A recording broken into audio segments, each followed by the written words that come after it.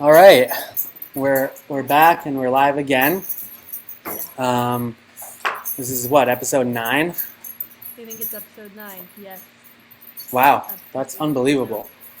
we've Um, returned. yeah. Uh, so we're pretty lucky today because obviously one of the biggest topics that people have tried to get us to really talk about is the evolution of gaming and music. Um, just to give everybody a little background on just how impactful gaming and music have been if you've been living under a rock or something, particularly for the people in the entertainment side.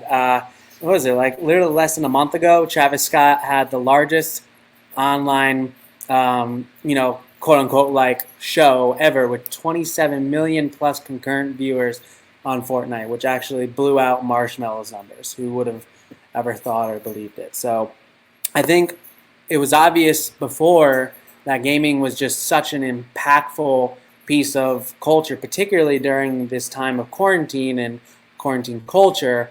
But I think the Travis Scott show really opened people's eyes to see, like, wow, this is a real viable business.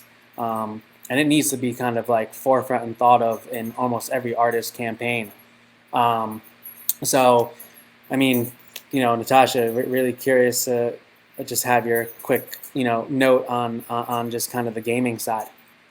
Yeah, I mean, I think it's, natural that an industry that has always been meant to be indoors and a safe haven for those who don't want to do anything, that will require them to leave the house. It is so appropriate that it is succeeding right now in such a nice way, but finding a marriage between music experiences and gaming has always kind of made sense.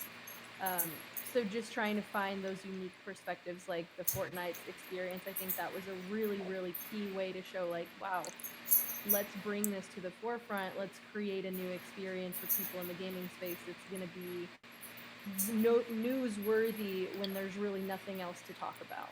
Oh, totally. And I think honestly, this industry is going to be a lifesaver for a majority of the music business. So we're really excited to have an incredible panel today. Um, one of which I actually work with a lot. Like just disclosure, client of CAD, but Will Morris here, CEO of Hit Command, a red light management company, was kind enough to come on. We've got Stephanie Winkler from HyperX, one of the largest software or physical gaming companies in terms of accessories and whatnot. And then we got Toa Dunn, head of Riot Music Group at Riot Games. So we're gonna bring them on in. Add everybody in. All right. Hey guys, thanks so much for joining us. Thanks for having us. Thanks for having us. Yeah. Let's go ahead and jump in and introduce all of you guys yourselves. We can start with William. Tell us a little bit more about you, Hit Command, everything in between, my dude. Cool. First off, let me just say thank you for having me. It's an honor to chat with everybody who's in this room. Look up to you guys. So real quickly, I run a company. We are a boutique agency called Hit Command. Our primary focus is looking at the intersection of music in gaming, and from a really cultural, I think, pop culture perspective of how we came to the space and how we look at brands and artists and how we can focus on building strategic partnerships and IP on both sides and helping tell a very organic narrative doing so. So cool. I love it. All right, let's take it over to Stephanie. Hey guys, pleasure to be here. I actually work very, very closely with Will, HyperX, and Hit Command, have a nice partnership going that we began at the beginning of the year. Myself and my team, we look after everything from event sponsorships, esports team sponsorships, collegiate sponsorships, venue sponsorships, and then kind of fold everything into our overall brand strategy to help support the We're All Gamers message. So we're seeing music being more and more an integral part of that story and helping bring music lovers and music aficionados into the fold of what we're trying to do. So very excited to be here, and it's a topic that's near and dear to my heart. Awesome.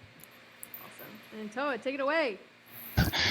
Hey everybody, and I guess I'm the one who's kind of hasn't partnered or collaborated with most people here yet. But so I lead the initiative over at Riot Games behind music, and really the focus with our teams is finding ways to kind of express music both in and outside of the game. Our main focus tends to be outside of the game, and so that leads into everything both around games like League of Legends, as well as within our esports execution, so our World Finals, opening ceremonies, crafting national anthems and whatnot, as well as some of our looking into the opportunities with our newer games that we like Valorant, as well as Legends of Runeterra and such. So really, it's just about how we can focus around music and creating experiences around that in our games and our IP. Yeah, that's awesome. Very cool. Very cool. All right. Yeah, so let's just jump into some of the questions that we got here. These kind of came from a lot of DMs and just a lot of interested people who reached out to see if we get some of their cues in. So I'll just kind of start with a more broad kind of overview. So obviously, video games have been pretty obviously very popular. This was even before the coronavirus really came to be what it was. Research from Global Data actually anticipated that annual video game revenue was going to climb from 131 billion in 2018 to over 300 billion in 2025, with the trajectory even being much larger now that we've had really such a shock to the system in terms of really people being quarantined.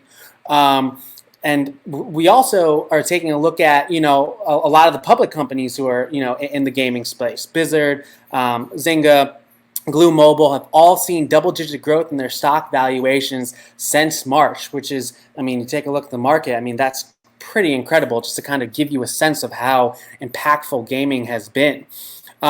So, with that said, I mean, like, where do you kind of see gaming's growth trajectory heading? And do you believe that the momentum gained from quarantine culture can really be sustained post-COVID-19 when, a lot of these restrictions in the economy starts to let up? So, I mean, maybe Will, we could start with you on this one. Yeah, sure. It's a good question. I mean, I think what's happening is there is a mixture of accessibility from the technology side of 5G network coming in, and also platforms, distribution platforms like Twitch, Caffeine, Facebook, things like that are allowing consumers, to reach and have more accessibility to gameplay and audiences, and certainly, during Corona. I think the lens has really focused and hyper focused on allowing consumers to come together and have the time to play this stuff. But I think more so the drive from the technology standpoint of allowing developers and games to come to market in a way that the mass can consume it is really part of what's driving this. I could quickly hop in here too, without going into kind of the details of kind of our revenue and everything. HyperX has just seen hockey stick growth as a result of kind of the pandemic and quarantine. As terrible as it's been, it's also brought a lot more gamers into the scene. Maybe people who have never thought to log into Twitch, or people who've never thought to maybe give League of Legends a chance. Now that they're seeing their friends do it and it's becoming a lot more accessible and they're stuck at home anyway, I do see that this trend will continue past kind of the quarantine times. People are already going to have the technology, they're already going to have the equipment, their friends are already going to be on there still. So you may see kind of some fluctuations, but my prediction is that we will still see sustained growth past this period. Yeah, I can kind of build off of what Stephanie was mentioning, right? Like, I think it's a really interesting time for video games in particular. I guess when you just think of the current state of the environment of the world, right? There's this kind of everybody's at home, right? And so there's a lot of things that you just can't do, whether it's with your friends or with others. And so it's forced kind of this finding other ways, and especially from a digital lens to kind of like have fun or socialize. So I think video games fit in that space, and this is my own personal opinion, but like really fit in that space well for people being at home just saying, hey, what else can I do?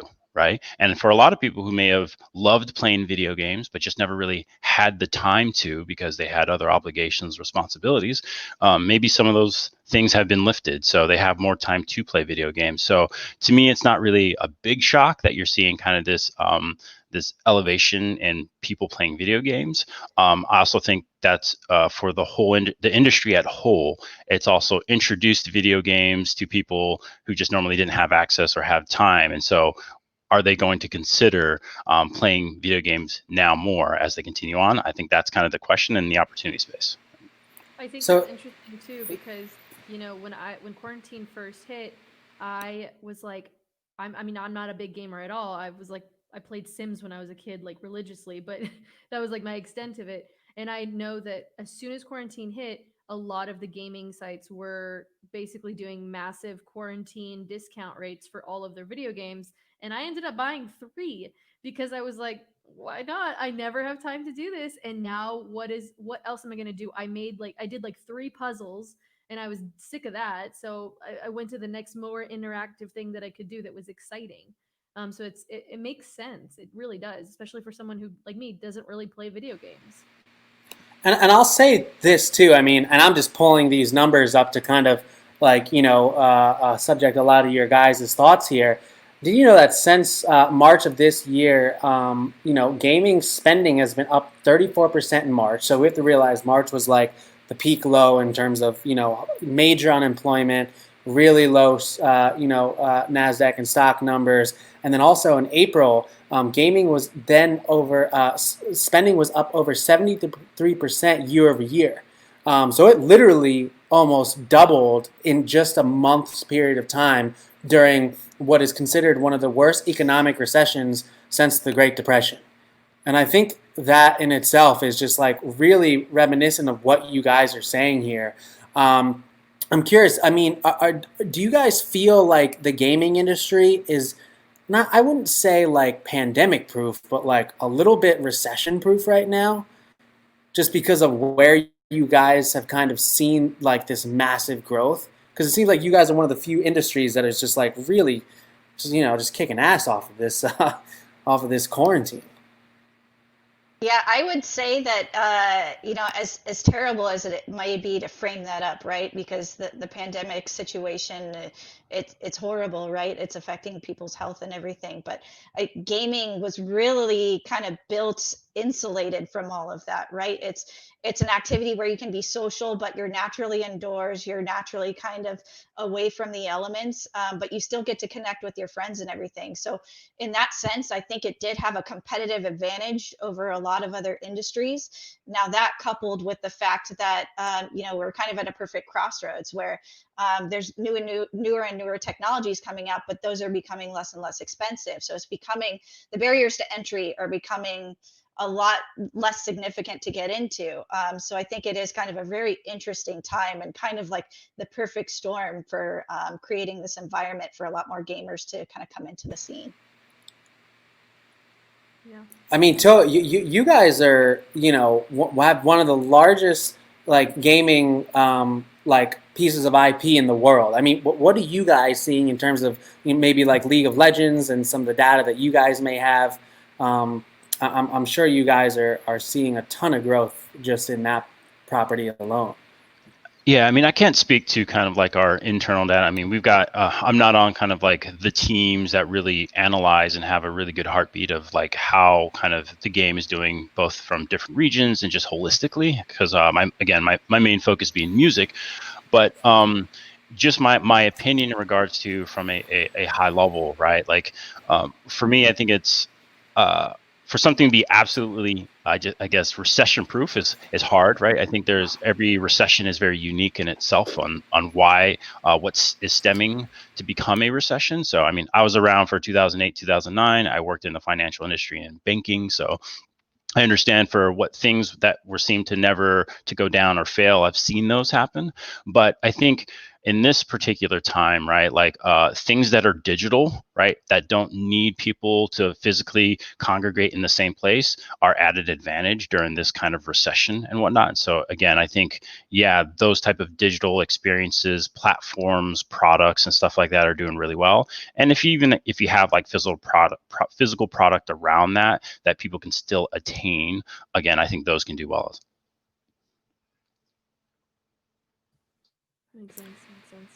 Yeah. So I've got a ton of stats here about Goldman Sachs, and basically it showcases that they've significantly reduced their 2020 forecast for the global trade revenues of the recorded music industry, and even more dramatically for the live music industry. So moreover, Goldman has slashed its annual worldwide outlook for record companies by nearly 2 billion, from 22.6 billion to 20.8 billion. Do you think that the growth of video games could fill the revenue gap that now exists on both the recording and live side of the music business? And this one, I mean, this is for everyone, but I would love to hear Toa's initial thoughts here. Yeah, right. And so I think that kind of that many billions of dollars, right, is a pretty big gap for kind of just one specific thing to. I think what it really is again, it's this kind of progression towards a digital world, right? And so things are being hurt that aren't quite so digital right now. I also think too, what you're starting to see is, and I know that's kind of the theme here is, right, we're talking about kind of music and video games. I think when we really sit back and look at the overall opportunity, I think music or video games can help, right? Because again, it's for many it is a digital platform or format or experience. I don't know if it's going to be the one place that you fill the whole gap with, but again, like I was saying, with video games being in that digital space, I think it can be it can help to fill part of that gap. And it's really about just understanding the full opportunity space of video games, and how the music space and the video game space work together to like create value for the players. Yeah, Will, would love to have your perspective on this, because you're not just working with games, but you're working with a roster of artists that, or I think you guys are 2,000 artists or something strong. You guys have one of the largest, if not the largest, management company in the country. Sure. Yeah. I mean, to piggyback off of what Toa was saying, I think given the variables of the harsh climate that we are living in, it's making this industry, and especially on the music side, reevaluate their business model, right? Because for the foreseeable future, coming together as far as a community and putting on live shows is kind of at it's at a halt right now. It's at a stop. So to Toa's point, I think this is opening up a new lens for the music side, for agents, for managers to look at the digital landscape in a very new and innovative way, right? And looking at platforms like TikTok for music discovery with new singles coming out, to artists being on platforms like Twitch to amplify, DJ sets, or just engaging with their community, right? So I think, looking at the digital space, it's those numbers can definitely help, with the gap of what we shared, and really just looking at, from a developer side and how they're scoring music. I think this is opening up new relations on how artists look at how they could do more sync deals and license music to developers, and really unfold traditional ways, and how we can think of new and innovative verticals to apply to their business models, right? So yeah. Yeah, I mean, Quickly chiming yeah, in here. please. Sorry, quickly chiming in here from the brand side too. I know as a lot of music artists are adapting into this new scene The big question is how do they replace some of their revenue streams that they used to receive from record sales or from live music events and festivals and whatnot. And it's one that we're actively taking a look at from a brand as far as like what we can and cannot support. Right now, we're very much kind of in the testing of the waters to see how these virtual events are doing. And so far, the numbers are highly impressive. But we're thinking as we look forward, sponsorship deals, whether they be specifically on certain talents or an event-based sponsorship or whatnot. We're hoping that those can help kind of replace and supplement some of the lost income, specifically from some of the artists. Yeah, I think that makes a ton of sense. I think that's exactly what they need right now is more creative ways of integrating with industries that are doing well in order to find those kind of like-minded partnerships. It's really what's missing, I feel, because I mean, people are getting sick of the live streams unless there's something more unique happening in the midst. So yeah, I mean, you got to get creative, but you also have to have like a good partnership involved to make that happen.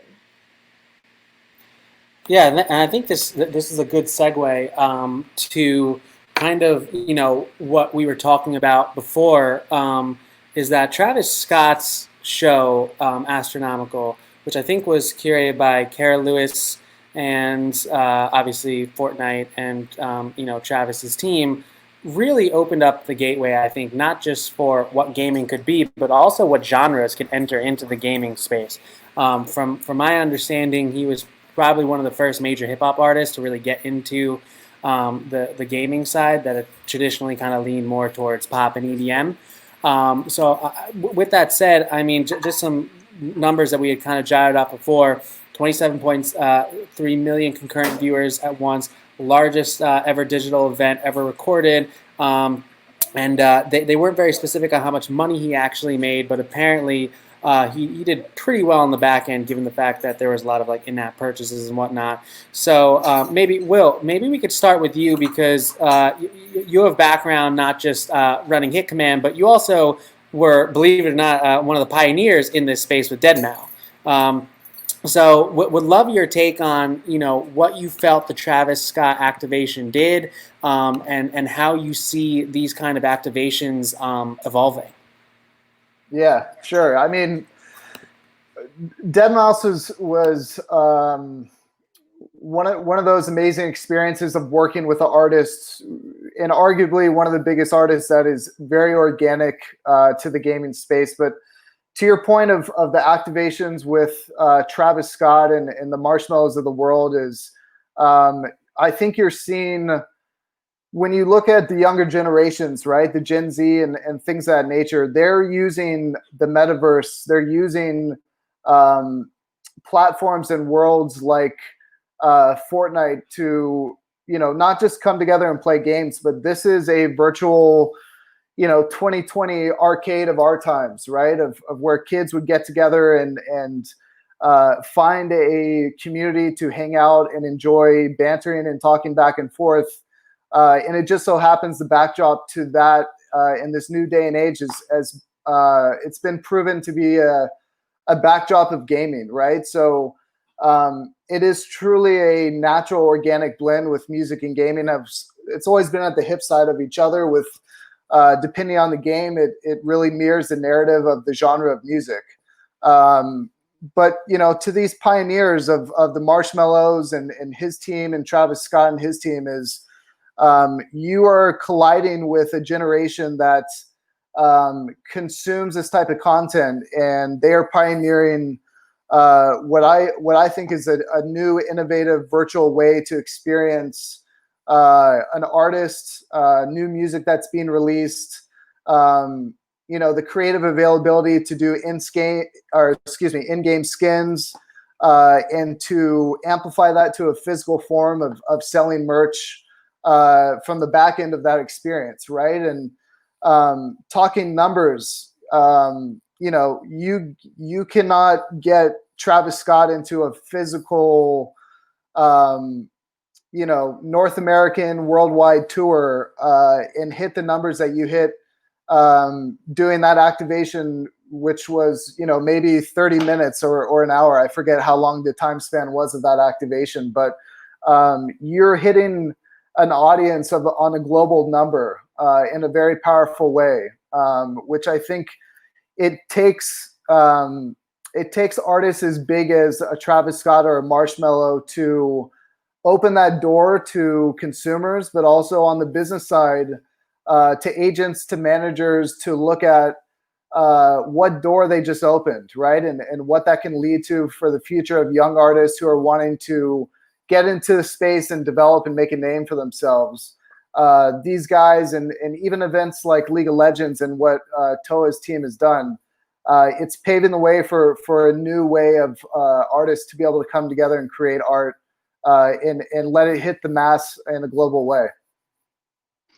Yeah, and I think to add to what Will's saying, right? Like, I think the key thing here, right, is really creating those kind of compelling experiences. That's really the opportunity here, especially when you're thinking about like within the digital space, right? Like you have what Travis Scott did with Fortnite, and as well as Marshmello before.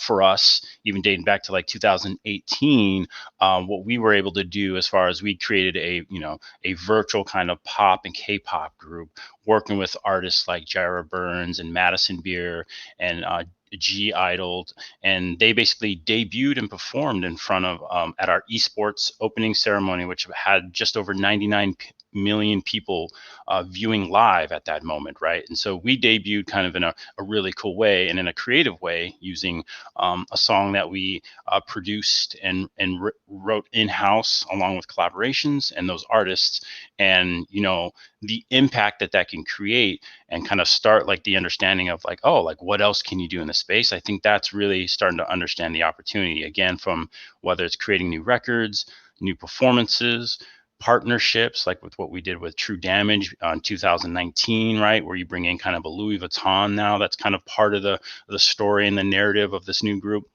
Again, I know Will was kind of talking about some of that stuff, and I think potentially what you see in the future is more creative ways to do this. Again, like some of the stuff has kind of happened in the past, but just not in this way. And now we're at this moment when people are at home, and video games and digital experiences are kind of like have this lens on it. And I think to me is really exciting to be in this space. And it's really about finding those artists, those partners that really want to come and create something really amazing for kind of like this audience, these players. And I think this is a really unique time because, we have Worlds, League of Legends Worlds, which is, well known for always pushing the boundaries as far as technology and music and bringing it into a gaming setting. And then kind of the massive cultural event that was Astronomical with Travis Scott. I think what we're going to see is not necessarily everybody trying to one up each other, but it's really going to push the technology forward as to what's going to be new, what's going to be next, what's going to be right around the corner. Taking off my, strategic manager hat off, and kind of just me being a consumer of these events and watching them, from the comfort of my own home. I would love to see how technology pushes this forward as far as how we're able to better connect with the artists. Are we able to do virtual meet and greets and VR and whatnot? I'm just really excited to see kind of what's coming next, because it's really pushing things forward as far as like how we're consuming our live entertainment. Very true. Very true. So let's talk about brands for a second. There's so many brands across the board that say that they want to get into gaming, and for good reason. Globally, there's about 2.5 billion gamers across the world, and 240 million of them reside in the United States. When brands ask you the best way to get into the gaming ecosystem, how are you advising them to spend their time and resources to tap into this global gaming community? And we can start with William. Yeah, sure. I mean, it's a great question.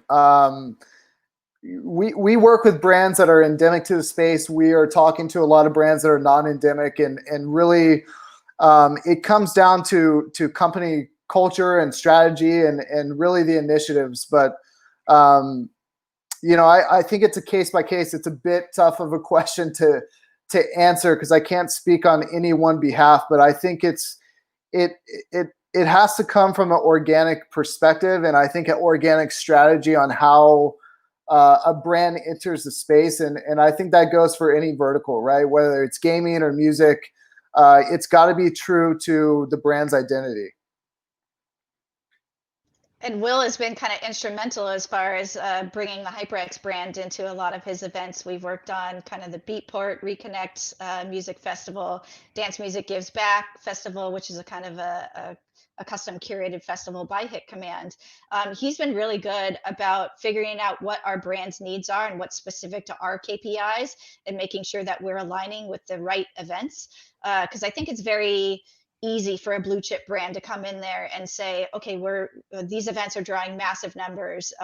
There's 50 million people tuning in. I just want to get my logo flashed across the screen. Okay, that's very easy for a blue chip brand to do that. Us being an endemic brand, endemic to the gaming space, I should say, it's very different for us as to what we're looking for. So I think the agencies, as they're working with brands, having a good understanding of what each brand is trying to get out of every event, that's been key as far as the success.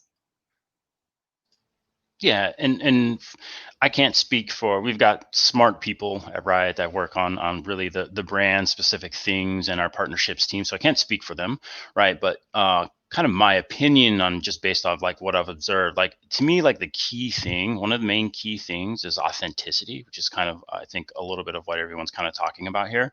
Like it's got to be important that with this brand, like what does the brand mean to this audience, and as well as does the audience, why should the audience also care about that?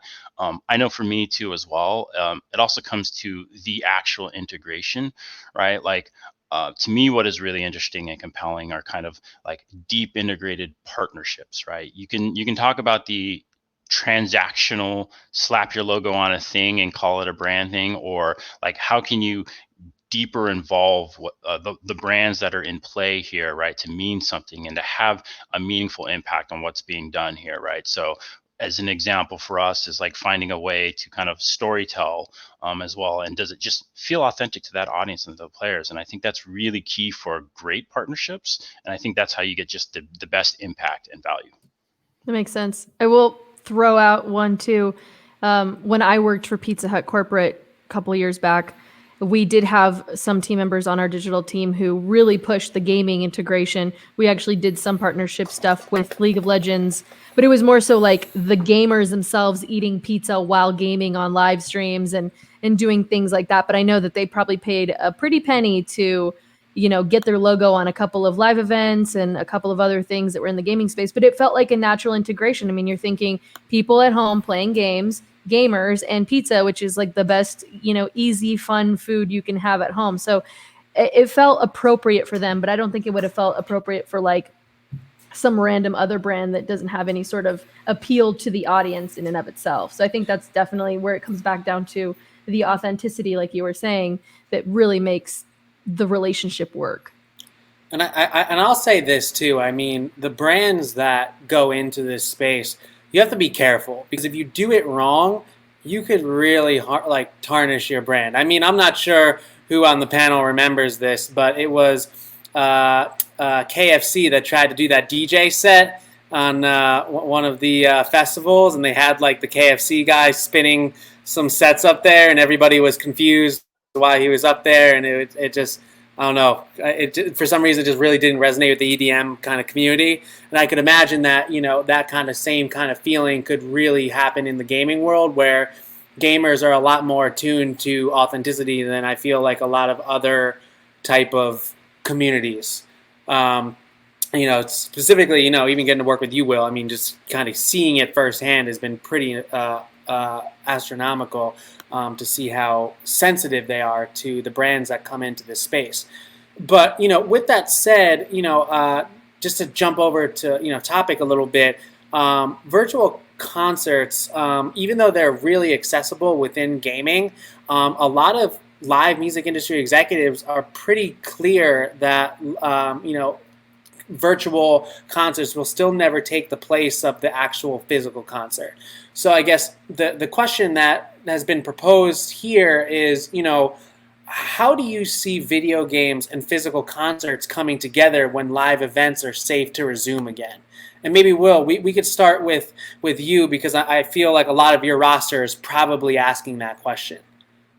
Sure. Yeah. I mean, I don't think you're ever going to replace the natural form of bringing together a collective group of people who want to enjoy music and that type of energy. It's why the industry is where it's at. Music is it is, you know, it's a universal language, right? But I think what, you know, coming out of something like COVID and looking at the market, um, I think what's going to happen is there is going to be a blend of obviously your live shows coming back, but I'm going to bring back kind of the narrative of technology, right?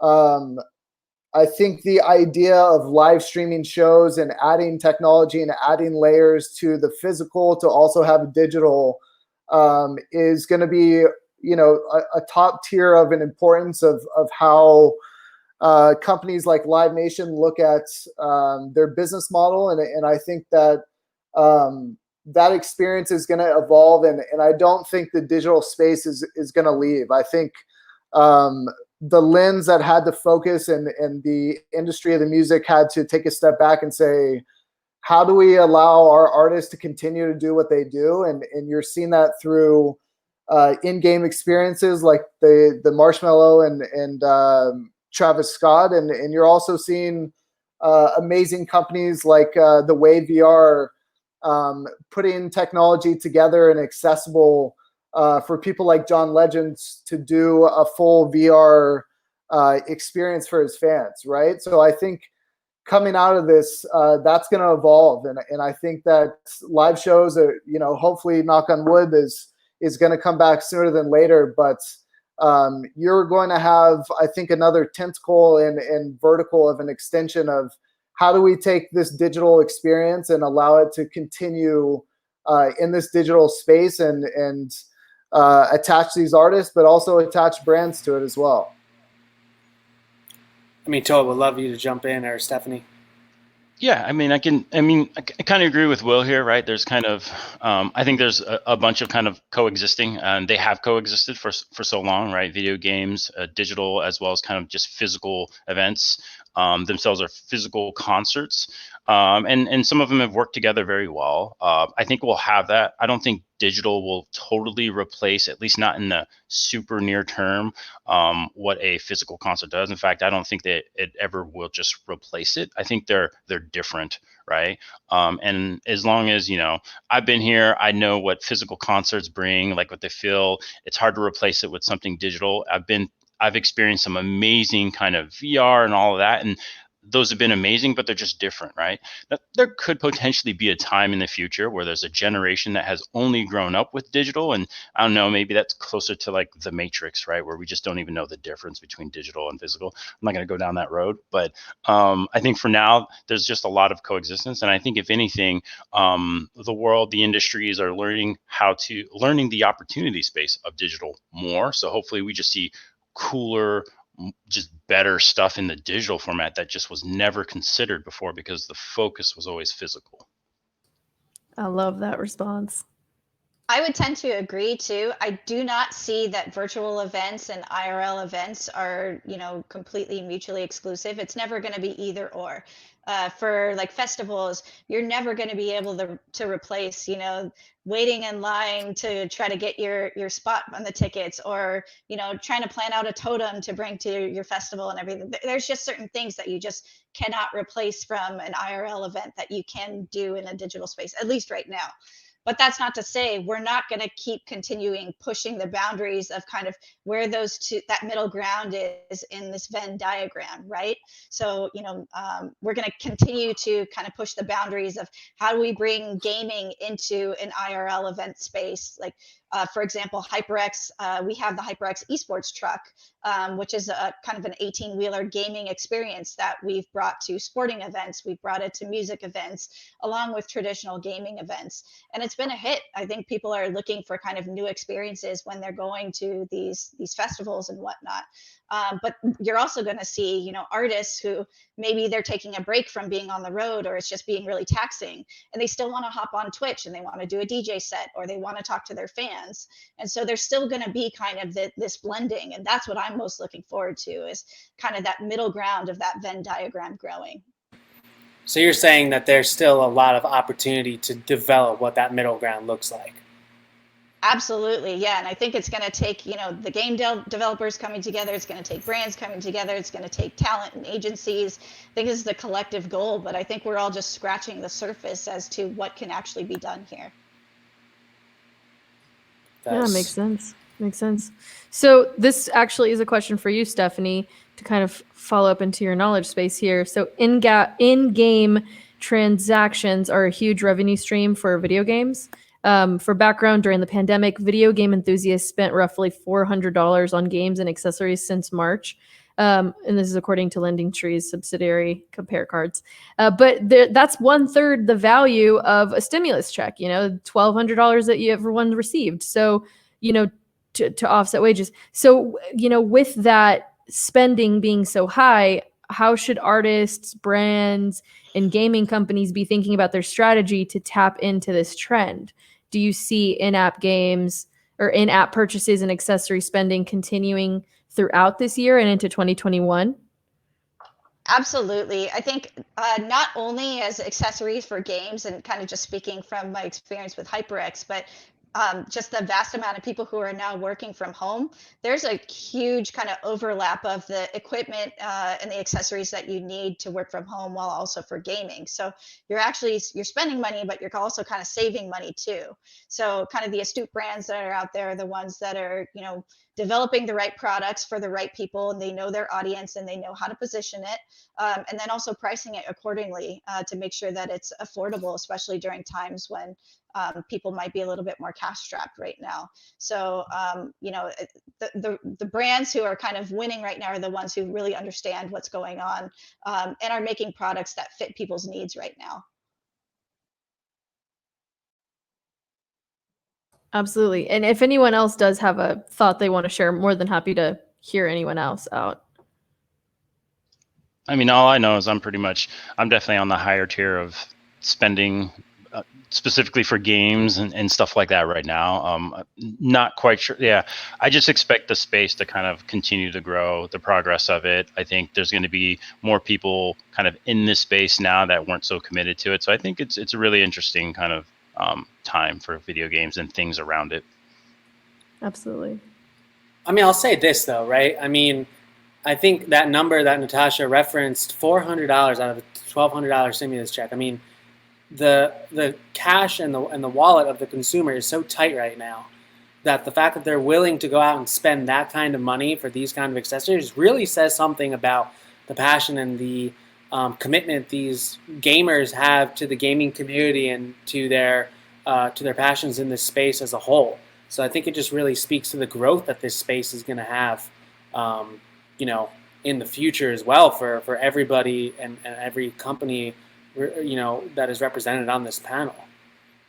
Yeah, if I can even add, right, to touch that, like, for me especially, and I'll speak for myself personally, right? Like, video games is more than even just playing a video game, right? Like, for some of my friends and peers and us, it's a way to socialize, spend time doing something we both enjoy, or all of us enjoy. It's also a good way to get away from just kind of all the things that may be going on around you or in the world and whatnot. So it's a great place to kind of just leave everything else. And so I can see that potentially being similar for many other folks. And so I'm not surprised that, it's like spending time investing, potentially for some people, investing in yourself, or at least like having more fun during a time that could seem like it is not as fun. I could see that resonating with folks. Absolutely. No. So, and I know you had mentioned this a little before, but I think one of the main questions that a lot of managers asked us to ask you guys is how can video games really help move records in terms of sales and moving their streaming numbers and really grow an artist's career. And Toa, you had mentioned the K-pop group that you guys had formed, and also we have here in 2019, you guys also built out True Damage, also a hip hop collective composed of characters from League of Legends as well, and that did phenomenal. So, I mean, maybe we could start with you. I mean, for all the music managers out there that are really wondering how this can move, like records either up the charts or sales. I feel like you guys have a really interesting like tap on, like, it's not just building it, like taking an artist and doing a traditional sync. You guys have gone way beyond that, to the point where you guys are developing almost virtual artists that are arguably just as big as some of the artists that are physically alive. So I'm really curious to get your thoughts on this. Like, how should music managers and record labels and all these executives really think about building their records within the video gaming space? Yeah, so I mean, I think it really comes down to understanding, right? So every game is different.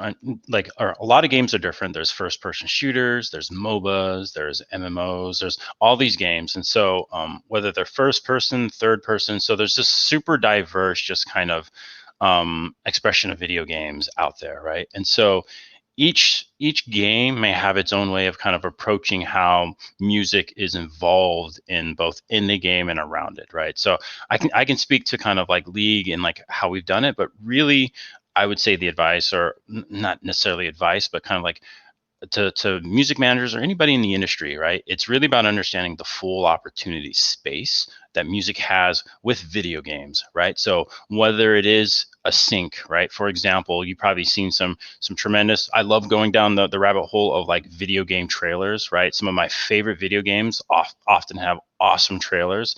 And so there's music used. It can be everything from a traditional score to a more kind of modern pop song, right? Then there can be all the way on the other side of the spectrum of creating bespoke music, right? Or even like creating pop songs for us, right? Some of our executions have involved, we have esports, and we have our world championships every year. And so it's a great time for us to express our love for music. And so we have a full in-house music production team that is focused on basically creating this world anthem every year, which is kind of the pinnacle song that really pulls in kind of the feeling of competition and whatnot, to represent that months full of competition and what it's like to hopefully become a champion. And we've also went into this a creative space of creating what the world probably sees as kind of like virtual artists. It's basically taking characters from our game and just totally reimagining them in a different and fun way. So whether it's taking them and reimagining them as like a pop or K-pop group, or as a metal band and whatnot, and creating songs based on that creative. And we'll collaborate with songwriters, with artists, right, and as well as producers and whatnot on that, and to create a bespoke record. And then we'll have a live performance at our World Championship event in front of millions, if not over 100 million people. And from there, it's just like there's sync opportunities, there's live performance, there's kind of a whole gamut of just like opportunity. And again, this is specifically for League and esports for us, but like how we do it in Valorant, for example, is a different game, a different IP, may be different. There may be different opportunities there. And so I think that's really just the main advice I would give to folks, is really understand it's not going to be the same way for every game. It's like, understand like what does music mean to that game and for that audience. And then from there, you should hopefully be able to dig out kind of the opportunity space for music. Yeah, Will, why don't you jump in here? Because I feel like you're doing this all the time for your artists and really helping advise them, particularly on the recorded side. Yeah, I mean, Toa did a great job of kind of framing that. But I think the only thing to add to that is going back to consumers, right, and knowing your audience. I think if you were to look at how music discovery is happening this day and age, it has moved over to, these young kids on. I think if you were to ask a young kid, what are your top 3 ways of discovering a new Travis Scott song, right? I think the top 2 of those answers would be TikTok and a place like Twitch, right? So I think through games and through these platforms that are coming to the service, in this digital landscape is what's driving the discovery of new music, right? And so that's something I always talk to managers about is when you're looking at traditional ways of marketing and going to your DSP providers with a new song, how are you reaching your audience, right? So thinking of non-traditional ways of either integrating into a game, if that's on brand with your artists, or collaborating with them to do, something we did with deadmau5 and PUBG was one of his favorite games around a new EP that he came out. We collaborated with PUBG for some new deadmau5 in-game skins. And this all was kind of telling a narrative around the lead up to him launching a new song, right? Which is a pretty non-traditional way of thinking about how am I going to market and come to the service for my fans of a new track. And so those are a couple ways that I think is really important to focus on and look at the market in that way. Yeah, Will, can you also speak to the DJ nitty gritty stuff that you guys did too? I think that was pretty relevant for this point as well. Yeah, so that kind of falls into the music discovery, right? So we did a partnership with Twitch Prime and Insomniac for a festival called Countdown, which was on New Year's Eve, right? So we brought together the top headliners, Chainsmokers, Borgore, Nitty Gritty was one of them, to sit down with some Twitch streamers and to enjoy a competitive kind of fun game of playing Rocket League. And so during this, we used this landscape and we used this backdrop of bringing, cultural relevant artists and relevant Twitch streamers together. And during our live stream broadcast, we featured an unreleased song that Nitty Gritty did, and it was free to download, I think, for the episode of our show, and maybe it was a 24-hour link to a download, right? But this was kind of a test and a model. I challenged his manager and most managers when we do an activation like this is that you are taking a talent and putting them into an environment which has a live audience. This audience is used to and endemic to listening to music while they're playing games.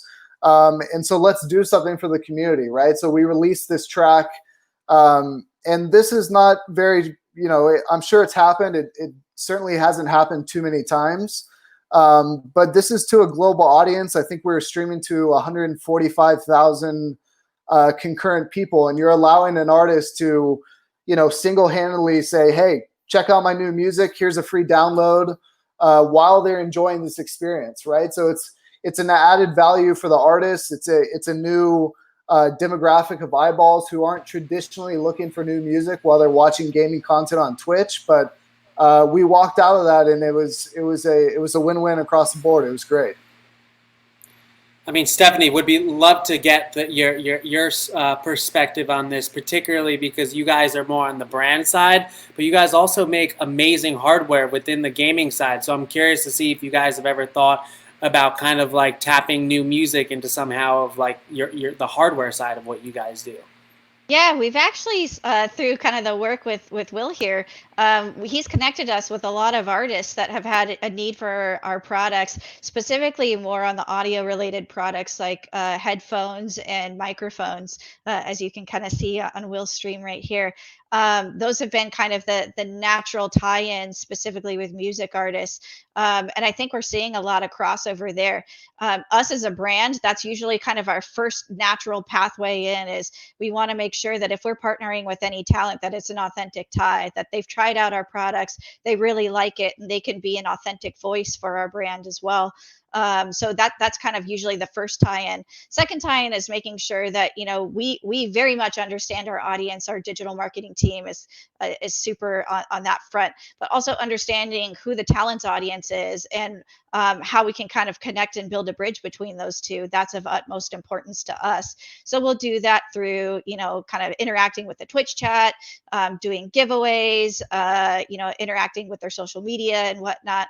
But that's been kind of the fun part, is us kind of experimenting and see what works as far as what is a brand space as it relates to kind of a musical artist and what they're trying to get after right now.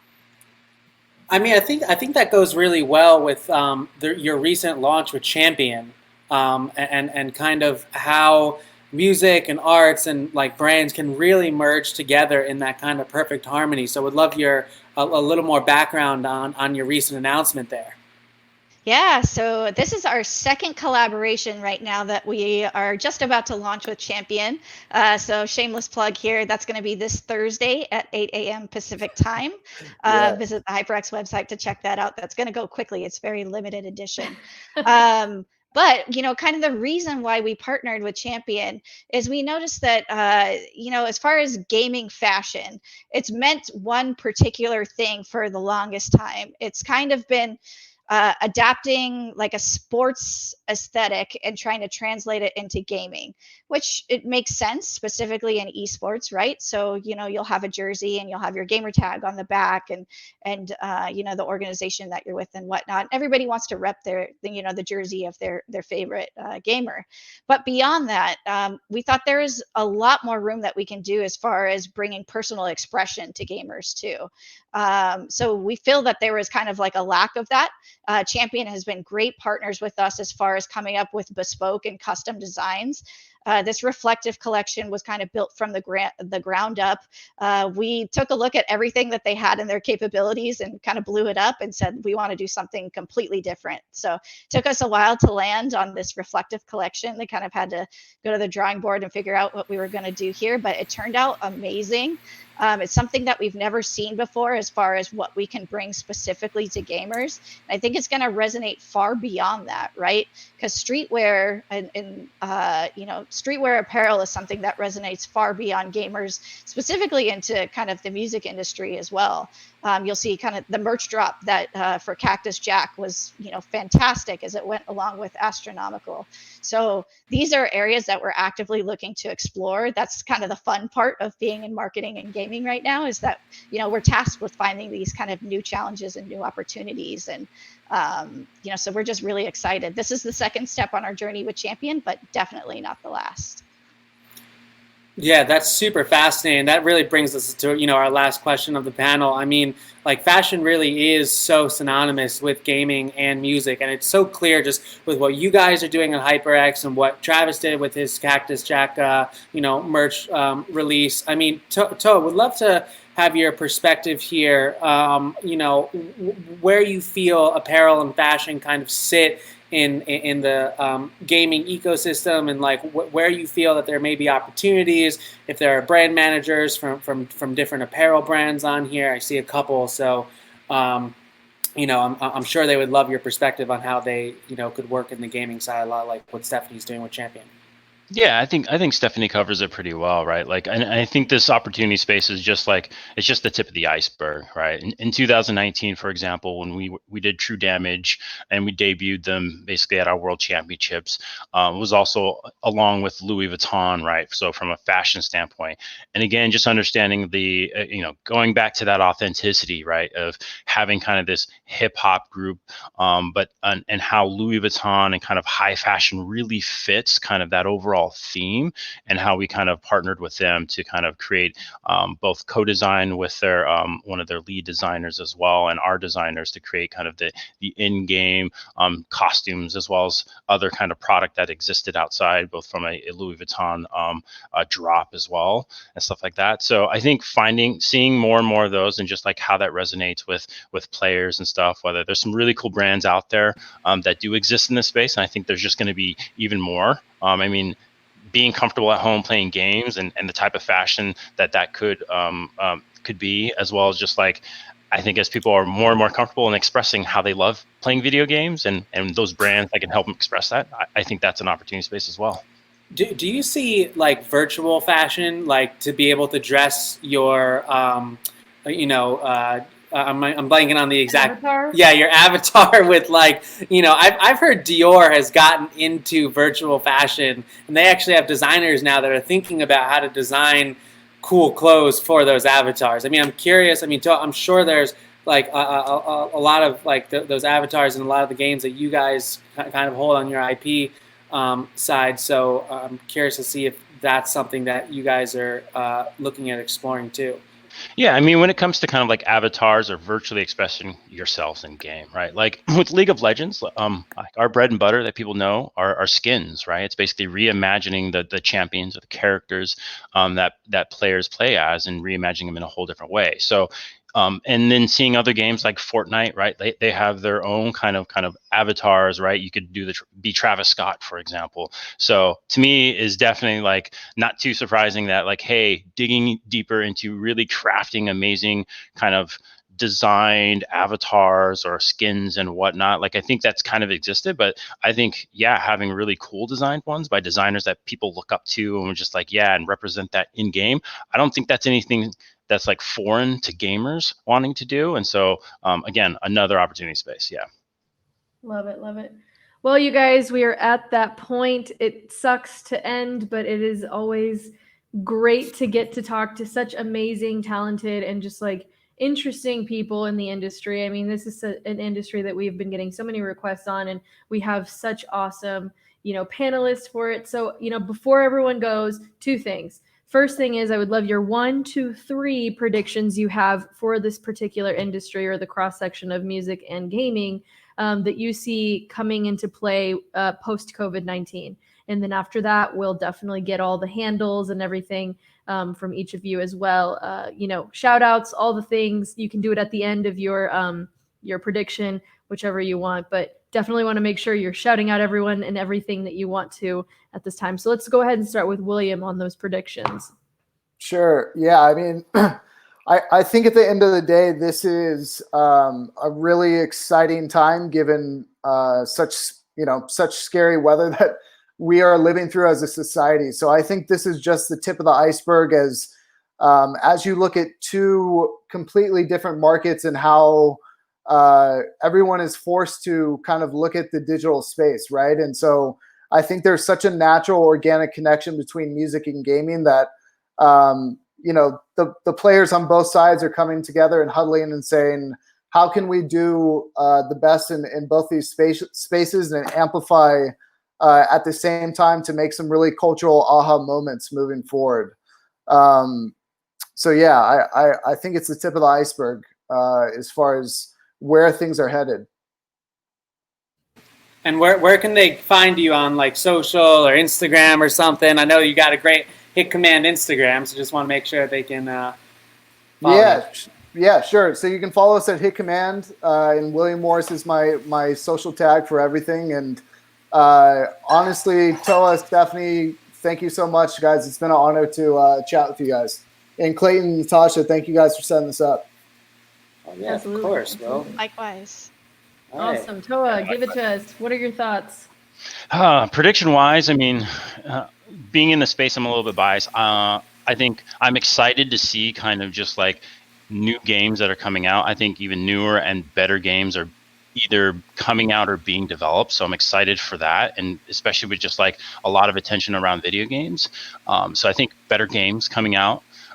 Two, I think there's going to be just an overall evolution of just not even in games, but in digital experiences, just like stuff like, whether what we did as well as what Fortnite has done, what Wave VR has done, just like digital experiences where you see music and kind of gaming combining. I think you're going to see some cool stuff around that. I'm hoping for that.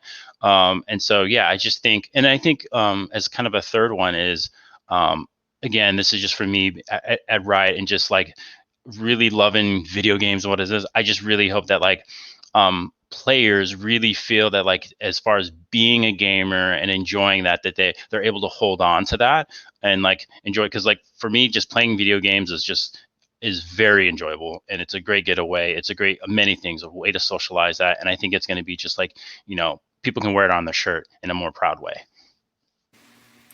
That's awesome.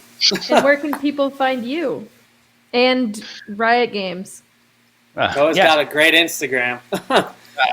Yeah, I mean, I'm not like a super like a whole bunch of social media and whatnot. But yeah, you can definitely catch me on on Instagram, on Twitter, as well as LinkedIn. And I try to be somewhat open. If we're connected on LinkedIn and whatnot, I'm very passionate about this space, about music, video games, and just digital entertainment altogether. So love talking about it, love discussing it, and finding people to connect with about it. So definitely reach out to me.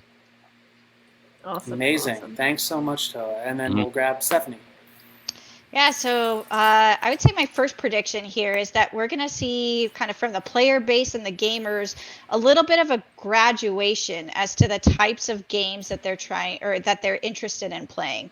A lot of people came into the fold with gaming either through kind of Nintendo Switch games or through Fortnite.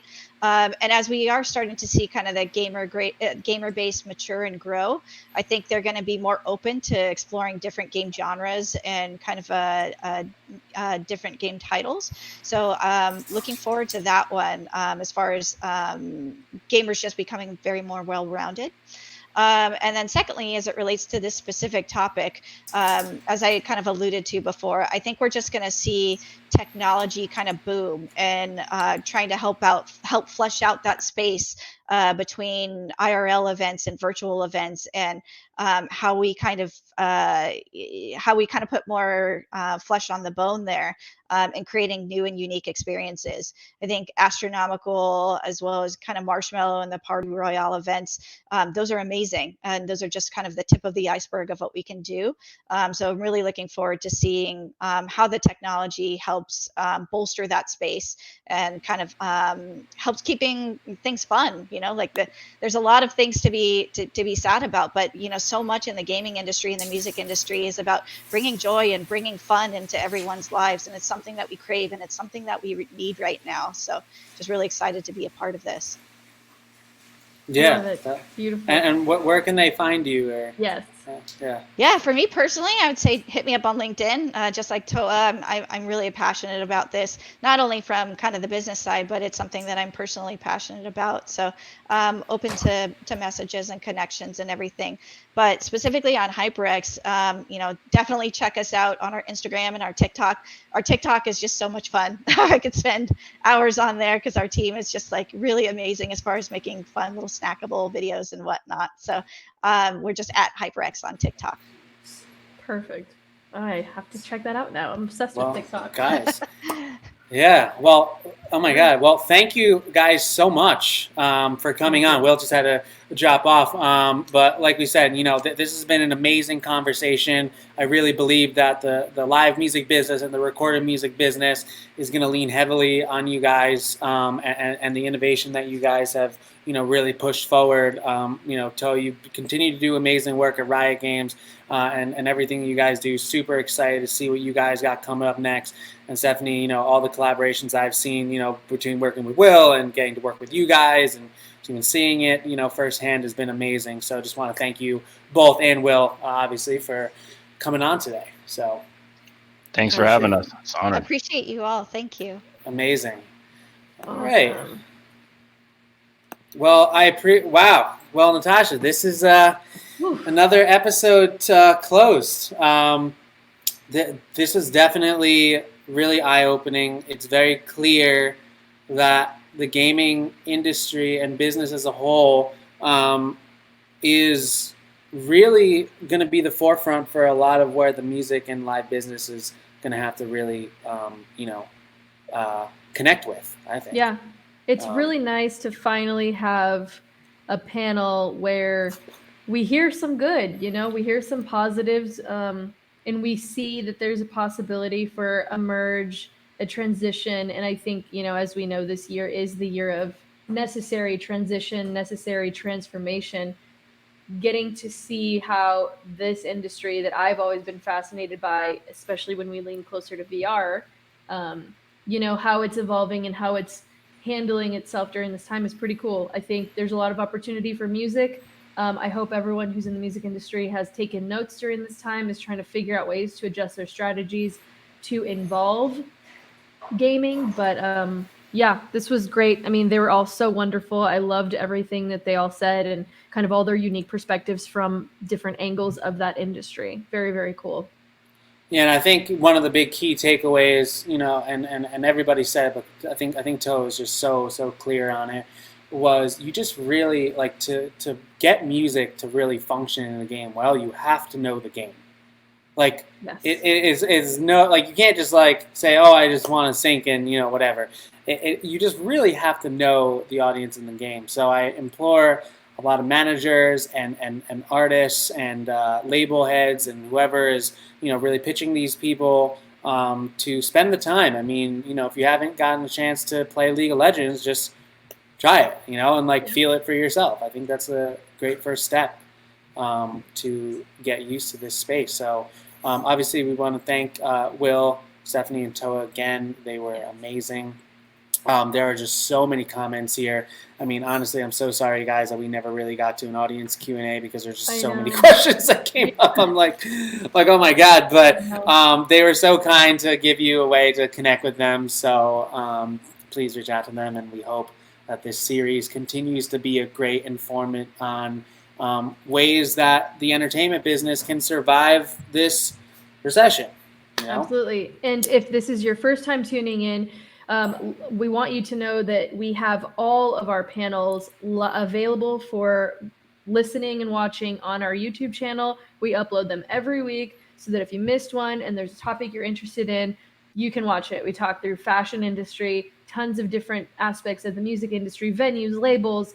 I mean, YouTube, monetization, TikTok. We've talked to so many amazing industry leaders and experts and, people who really have been dialed in on what's going on, hearing their perspectives, hearing their woes, everything that can help maybe give insight to your own strategies and your own plans. And we're here every week, so please come back. We're very stoked. We've had the most attendees this time, and we're very excited to have you all here. So please connect with us as well. Austere, CAZ Management. We want to be involved in what you guys are doing and helping you guys succeed as well. Yeah, and wanted to do one more shout out, obviously, for our amazing sponsor, LinkedIn. Yes. This would definitely not be possible without the LinkedIn editorial team, who continues to support us and give us a platform to share with you guys. So I just really want to send a huge shout out. And if you haven't already, please follow the Fast Forward newsletter. We do amazing written Q&As, like Natasha was saying, outside of just the video stuff. We recently interviewed people like, CMO of PepsiCo on just their thoughts around, brands and where they kind of sit during this time. So there's just so much content there, and we just hope at the end of the day that this helps you guys. So really appreciate everything. We're going to head out. Once again, want to thank you so much, Stephanie. Thank you, Toa. And thank you so much, Will. Continue to connect with them. Follow them. Trust me, these are going to be people that innovate. And, it wouldn't surprise me if a lot of their campaigns soon started to, come on different magazines and stuff, because this shit's amazing. So yeah, absolutely. Really appreciate the time, guys. All right, guys. Awesome. Well, another episode closed. Till next week. All right. See you guys. Bye.